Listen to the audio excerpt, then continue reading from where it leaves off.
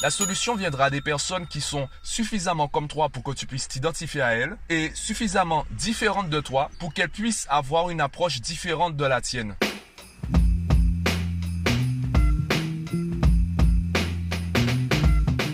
Yo, aujourd'hui j'aimerais te parler d'une phrase que tu connais et qui cause beaucoup plus de tort que de bien. Avant de te parler de cette phrase, j'aimerais te rappeler ceci. Dans la plupart des cas, le plus important ce n'est pas la réalité, ce n'est pas la vérité. Le plus important c'est la manière dont tu perçois la vérité, la manière dont les mots font écho en toi. Et justement cette phrase c'est « je suis unique » ou « tu es unique ». Le problème de cette phrase, c'est la logique qui vient juste après. La logique qui veut qu'en fait personne ne me comprend, je suis le seul à subir ça, je suis le seul à avoir ce problème, je suis la seule personne sur Terre à être dans cette situation, donc personne ne peut me venir en aide. Effectivement, personne n'est comme toi à 100%. Par contre, on est plus de 7 milliards. Il y a certainement des personnes qui sont comme toi à 90%, à 70%, ou même ne serait-ce qu'à 40%. Et même les personnes qui sont à 40% comme toi peuvent t'aider dans certains domaines. Je te prends mon exemple à travers mon activité de coaching avec les parents que je rencontre ou les élèves que j'ai. La première chose que je fais dans les séances de coaching,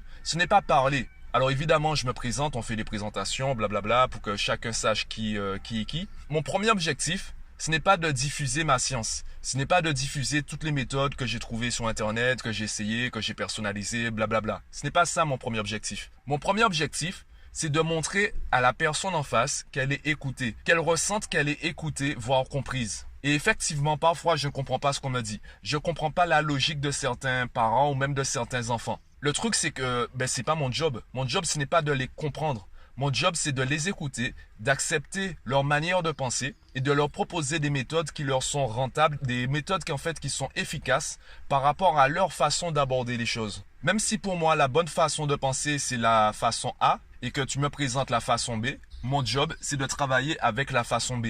Car je suis là pour t'aider, je ne suis pas là pour imposer ma science. Et pour réussir à faire cela, durant une partie de la discussion, je vais diminuer, si on veut, ma personnalité. Je vais diminuer mon caractère unique pour être suffisamment comme toi pour essayer de m'incruster dans ta logique. Je ne vais pas tuer ma personnalité. Je n'ai pas ce talent d'acteur. Je ne peux pas rentrer dans un personnage à part entière. Sinon, je serai à Hollywood. Je ne serai pas en Guadeloupe en train d'enregistrer un podcast, évidemment, n'est-ce pas?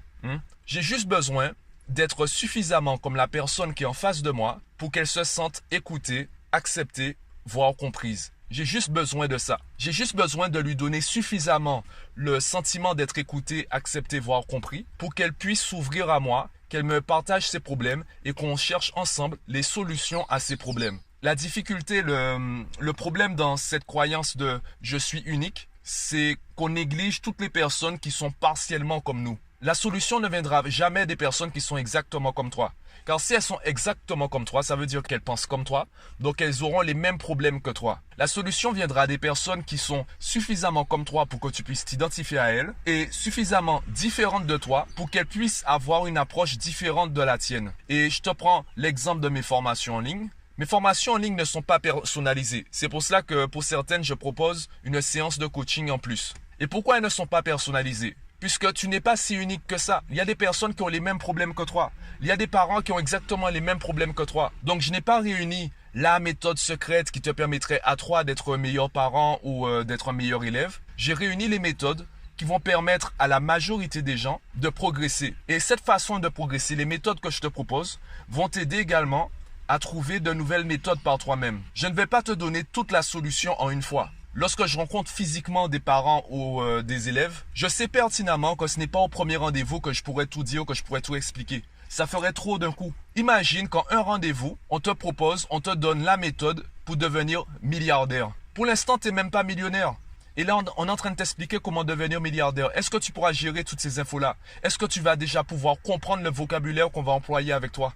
Non, il faut d'abord que tu apprennes peut-être à gagner 10 000 euros par mois, puis 100 000, puis 1 million et peut-être 1 milliard. Et là, j'ai juste changé les ordres de grandeur puisque entre 10 000 et 100 000 euros, il y a effectivement 20 000, 30 000, etc. Il y a différents paliers. Et justement, c'est sûrement le mot que je cherchais, c'est le mot palier. On a tendance à penser qu'il existe uniquement deux paliers. le 0% et le 100%. Il y a une multitude de paliers et tu as juste besoin de trouver les personnes qui sont au palier dont tu as besoin. Il y a des gens qui sont comme toi à 60% et les 40% de différence qu'il y a entre vous, c'est ce qui va te permettre de progresser. Par définition, pour progresser, tu es obligé de faire des choses que tu ne sais pas faire.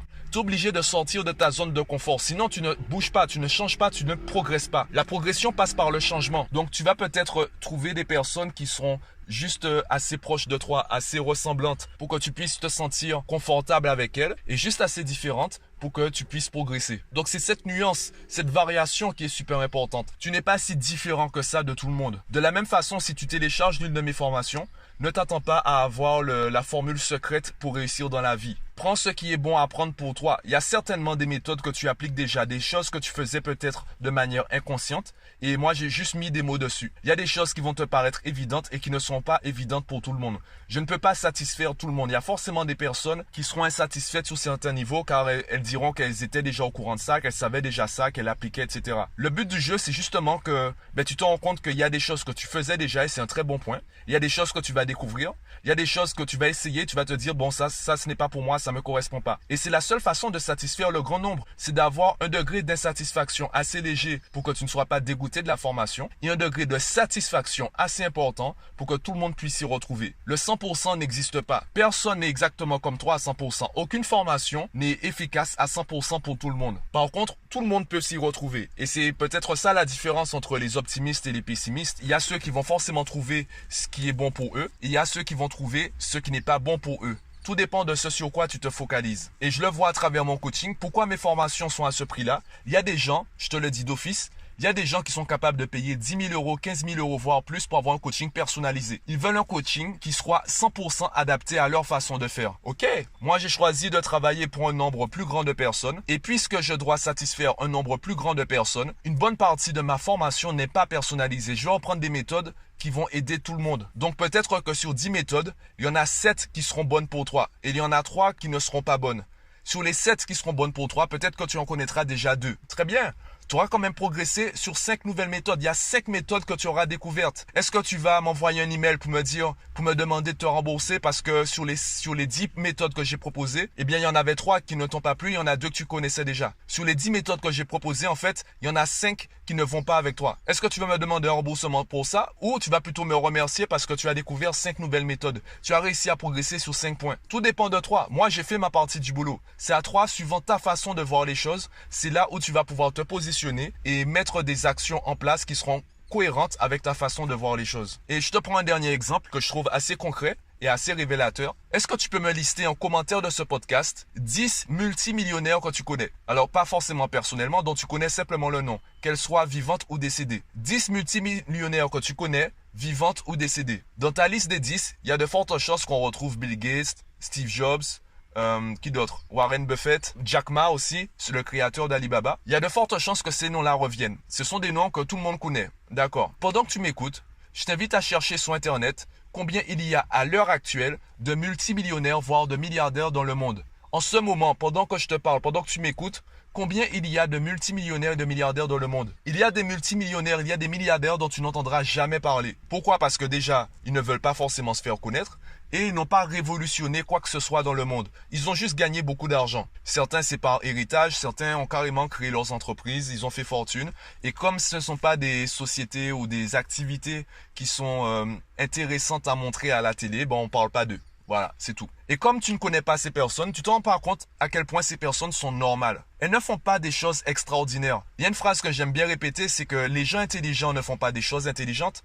Les gens intelligents font des choses normales de manière intelligente. Donc les personnes qui ont un succès financier important, ce ne sont pas des personnes qui ont fait des choses exceptionnelles. Ce sont des gens qui ont fait des choses que toi-même tu fais au quotidien, sauf qu'ils les ont faites de manière exceptionnelle. C'est juste ça. Sur bien des plans, ce sont des personnes qui s'avèrent tout à fait normales. Et là, je t'ai parlé de multimillionnaires et de milliardaires. Combien de personnes dans le monde gagnent plus de 10 000 euros par mois?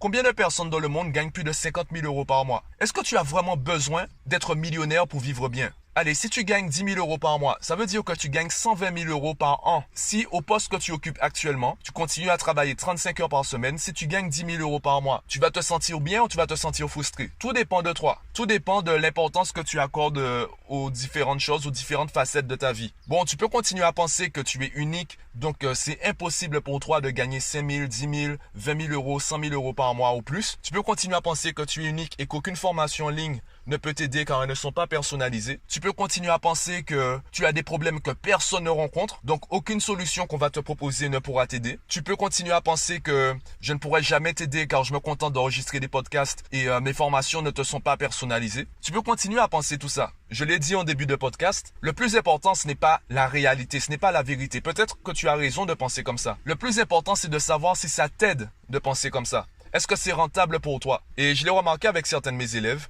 ils avaient tellement peur d'échouer qu'inconsciemment, ils faisaient tout pour échouer et ils ne s'en rendaient pas compte. En fait, ils n'ont même pas peur d'échouer. Ils ont surtout peur de tout faire pour réussir et malgré cela d'échouer. Ils ont peur de constater qu'en fait, ils sont vraiment nuls, que c'est vraiment impossible pour eux de réussir. Donc, ils ne vont pas mettre toutes les chances de leur côté pour réussir. Ils vont toujours garder une certaine réserve. Et c'est cette réserve qu'ils gardent qui va faire qu'ils vont échouer. Car ils ne vont pas se donner à fond dans ce qu'ils font. C'est pour cela qu'on parle énormément d'état d'esprit. La manière dont tu penses, les croyances que tu as, c'est ce qui va déterminer la manière dont tu vas percevoir la réalité, la manière dont tu vas analyser la réalité et les actions que tu vas mener par la suite. Donc même si tu as raison de penser que tu es unique, est-ce que ça t'aide? Est-ce que c'est rentable pour toi de penser comme ça? Est-ce que c'est rentable pour toi de penser que tu es la seule personne à avoir ce type de problème? Est-ce que c'est rentable pour toi de penser que les formations en ligne ne peuvent pas t'aider car elles ne sont pas personnalisées? Est-ce que c'est rentable pour toi de penser aux 5 méthodes sur 10 qui ne sont pas bonnes pour toi alors qu'il y a 5 méthodes sur les 10 qui sont bonnes pour toi? Tout dépend de toi. Tout dépend de la façon dont tu abordes les choses. Dis-moi ce que tu en penses en commentaire du podcast. Quelle est ton approche? Quel est ton avis? Si tu aimes le contenu, si tu aimes les podcasts, si tu veux que je continue à en publier un par jour, bien clique sur j'aime, ça me fera super plaisir. Ça me permettra de voir qu'il y a des gens qui apprécient ce que je fais et ça me donnera envie de continuer. Abonne-toi à la chaîne pour recevoir les futurs podcasts et moi je te dis à bientôt.